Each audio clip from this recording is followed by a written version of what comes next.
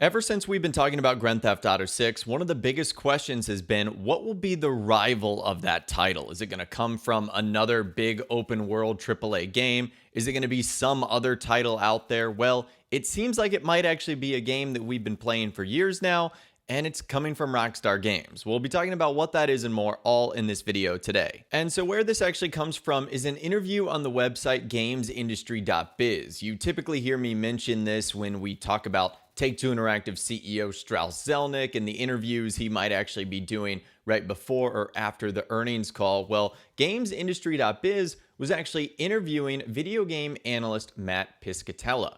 We've actually heard him talk about GTA 6 in the past.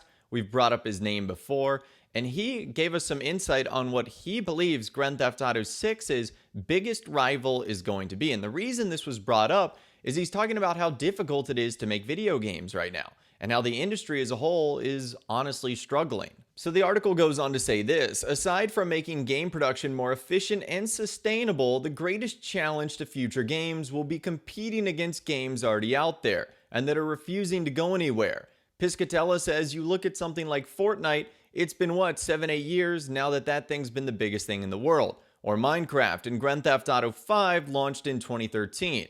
It's still one of the top 20 best-selling games every single month.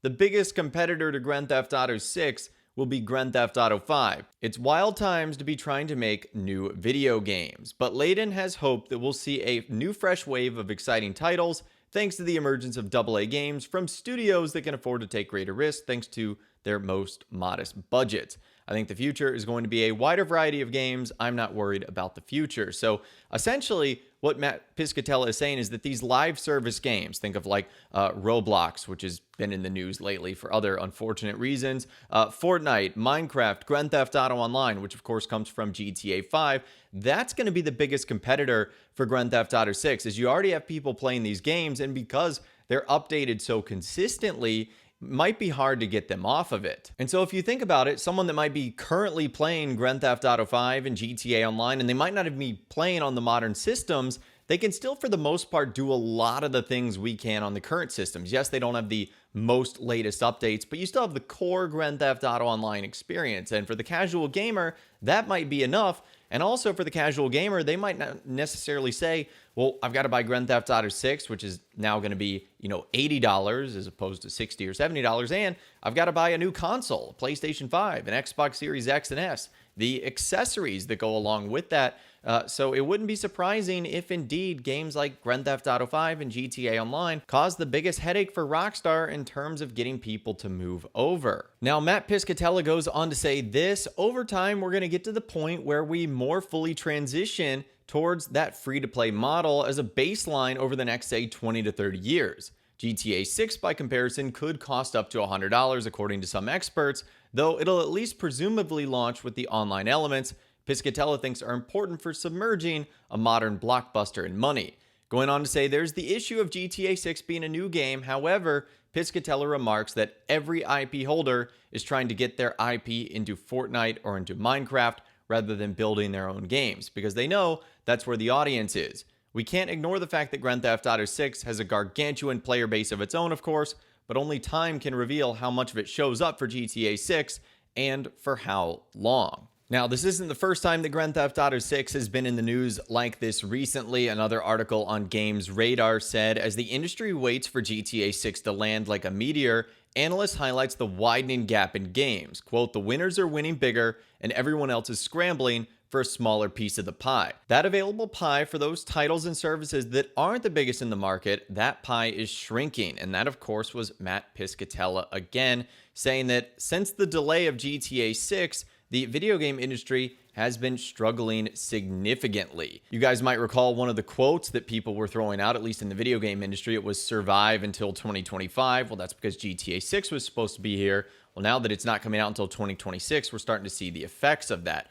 And we're also starting to see the effects of some other things that are happening in the real world. Like, for example, these new online safety rules and regulations that are requiring age verification could also have an impact on how many people play Grand Theft Auto 6. In case you guys have no idea what I'm talking about, several countries, although specifically the United Kingdom, have started rolling out these age verification programs for watching movies, TV shows, and video games that either require you to upload like a valid ID or a picture proving your age. And it looks like video game developers like Rockstar are starting to cooperate, and it looks like that feature will be coming to Grand Theft Auto Online and GTA 5 soon, which almost certainly means it'll be coming to Grand Theft Auto 6. And Obi Vermey, who actually worked for Rockstar Games on Grand Theft Auto 4, Vice City, San Andreas, and Grand Theft Auto 3, so he is responsible for a ton of big Rockstar titles in the Grand Theft Auto series. He chimed in on this as someone ended up asking him, LOL, what do you think about Rockstar adding age verification features to GTA 5 and 5 personally?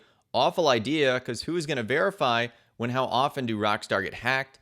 And he said, yeah, this is a big thing now. Not something publishers like to do, but they may not have a choice with the new laws in some countries and states. So there's obviously something that could be bigger at play here. A lot of things going on behind closed doors that we might not necessarily know about. So don't immediately point the finger at Rockstar and say, why are you guys doing this? They might honestly be forced.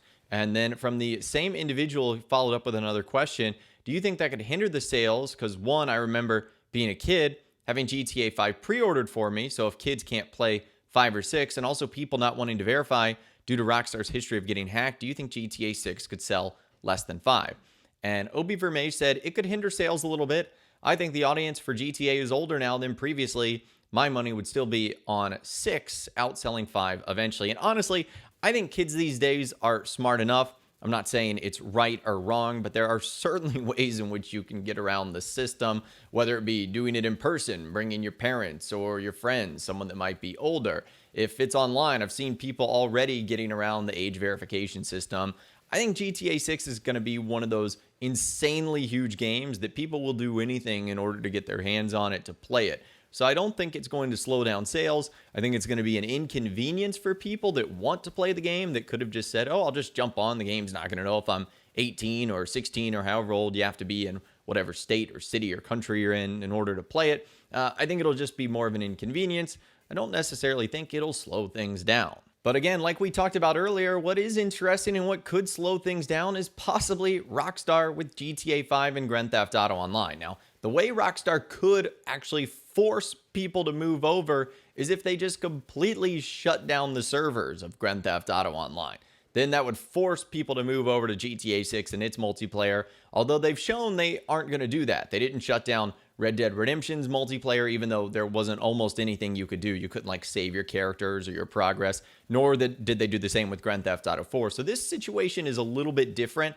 They could also incentivize people to come over. That way you're not like splitting the fan base. Although Rockstar and their parent company Take-Two Interactive have said it's no big deal. They have some people playing GTA Online. They know they're going to have more people playing Grand Theft Auto 6 online. So maybe they don't care about it at all. But anyways, that is all the information that I've got for you guys in this video today. Hopefully you did enjoy. Let me know what you think in those comments down below about Grand Theft Auto 5 being GTA 6's biggest rival. Do you expect that to be the case, or do you think it will be another game that comes out around GTA 6's launch? Let me know what you think in those comments down below. I'd love to hear from you guys down there. If you guys did go on to enjoy this video, though, a like rating would, of course, be awesome. And be sure to subscribe to my YouTube channel if you are new. You want to stay up to date on all the GTA 6 videos that I'll be doing here on my channel. And be sure to ring that notification bell as well. Sometimes YouTube just doesn't work, and if you ring that bell, you'll always be guaranteed to be notified when new videos arrive. But of course, as always, guys, thank you all so much for watching. Take care, and I'll see you guys in the next video.